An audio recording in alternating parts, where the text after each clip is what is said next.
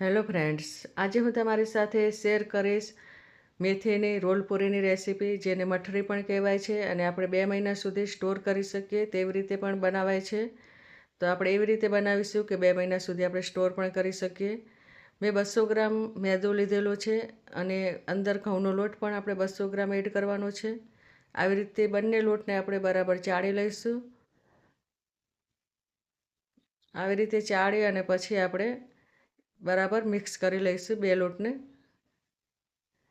આવી રીતે બરાબર લોટ મિક્સ થઈ જાય પછી આપણે કસ્તુરી મેથી એડ કરીશું, જેને હાથથી મસળીને એડ કરવાની છે. હવે આપણે મરી એડ કરીશું, જે કાળા મરી આપણે વાટીને લેવાના છે. અને જીરું આપણે શેકી અને વાટીને લેવાનું છે. અજમો આપણે હાથથી મસળીને એડ કરીશું.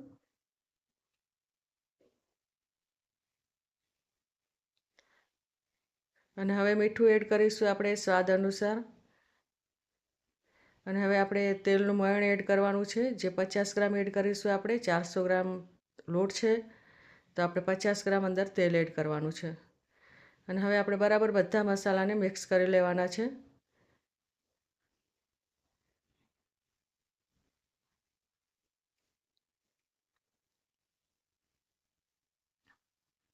હવે આપણે જરૂરિયાત મુજબ પાણી એડ કરી અને લોટ બાંધવાનો છે.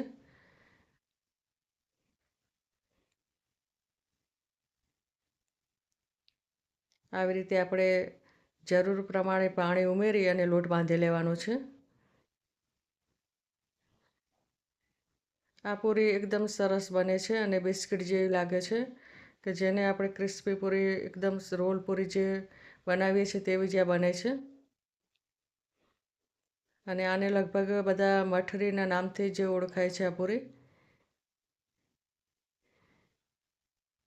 અને લીલી મેથીથી પણ આપણે બનાવી શકીએ છીએ, પણ મેં અહીં સૂકી મેથી લીધેલી છે, કે જેને આપણે કસ્તુરી મેથી કહીએ છીએ. આવી રીતે આપણે લોટ બાંધી લેવાનો છે.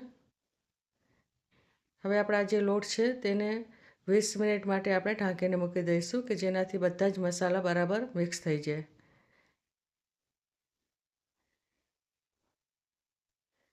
હવે આપણે મેદો લઈશું 50 ગ્રામ અને અંદર આપણે 50 ગ્રામ ઘી એડ કરીશું. અને આનું જે આપણે પેસ્ટ બનાવીશું, કે જે રોટલી વણવાના ઉપર આપણે લગાવવાનું છે, કે જેનાથી આપણી આ જે પૂરી છે તે પડવાળી બનશે. અને આની જગ્યાએ તમે ચોખાનો લોટ પણ લઈ શકો છો. હવે આપણા જે લોટ છે તેને આપણે બહાર કાઢી અને બરાબર મિક્સ કરી લઈશું, કે જેનાથી આપણે જે મસાલા છે તે બરાબર મિક્સ થઈ જાય.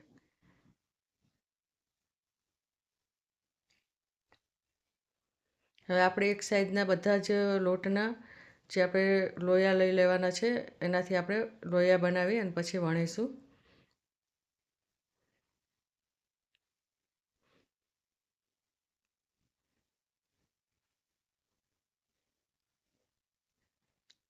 હવે આપણે વણી લઈશું.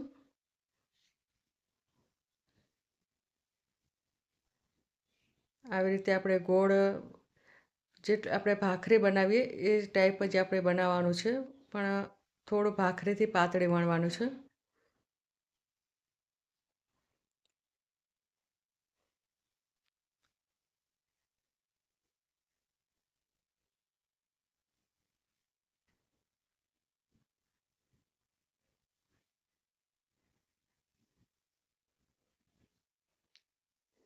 આવી રીતે આપણે રોટલી વણી લેવાની છે.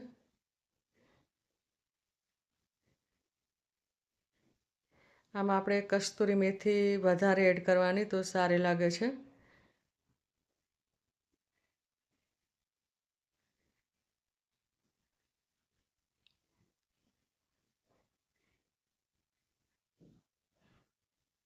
હવે આપણે આ જે મેદા અને ઘીનું જે લિક્વિડ બનાવ્યું હતું પેસ્ટ, એ આપણે ઉપર લગાવવાની છે.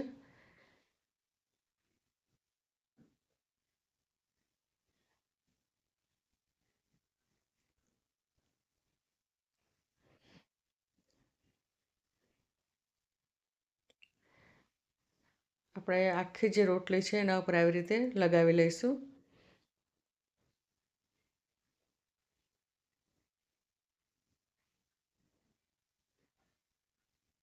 અને ઉપર આપણે બીજી જે રોટલી બનાવી એ ઉપર લગાવી દઈશું. એનું જે આપણે પડ બનાવવાનું છે. હવે આના ઉપર પણ આપણે આ પેસ્ટ લગાવી લઈશું.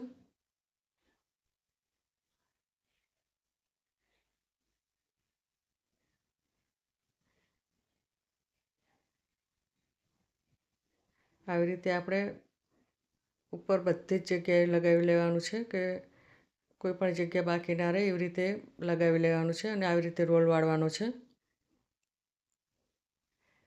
આવી રીતે રોલ વાળી અને રોલને થોડી લંબાઈ કરી લેવાની છે.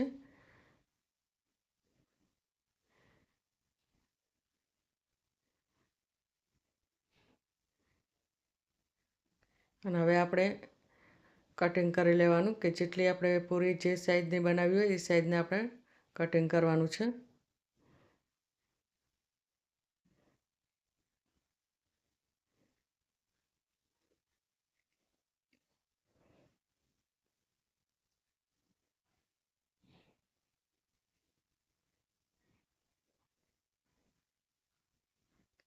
હવે આપણે આને બરાબર પ્રેસ કરી અને પછી એને વણી લેવાનું છે. અને આવી રીતે લંબાઈમાં વણવું હોય અથવા તો ગોળમાં તમારે વણવું હોય પણ આવી રીતે લંબાઈમાં આનો શેપ સારો લાગે છે. અને આવી જ રીતે મારી ઘણી બધી રેસીપી મેં દિવાળી સ્પેશિયલ રેસીપી પણ ઘણી બધી મૂકી છે, તો તમે જરૂરથી જોજો.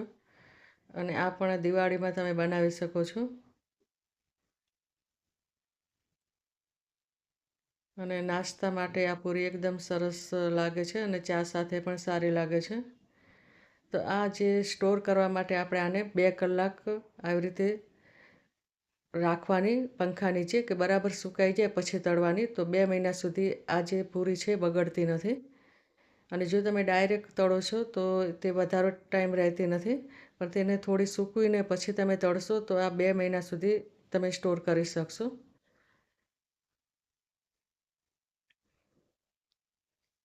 અને આવી રીતે આપણે તળી લેવાની છે મઠરીને.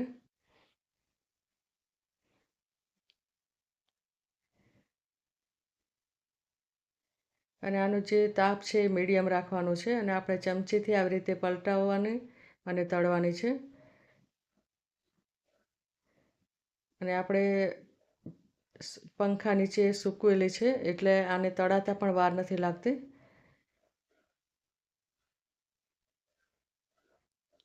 અને આનો કલર પણ આપણે એકદમ ચેન્જ કરવાનું નથી.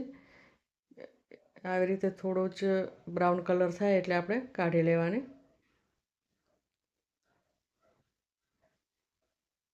અને આવી રીતે આપણે ઝારામાં લઈએ એટલે એનું જે વજન છે એ ઓછું લાગે એટલે ખબર પડી જાય કે આ તળાઈ ગઈ છે.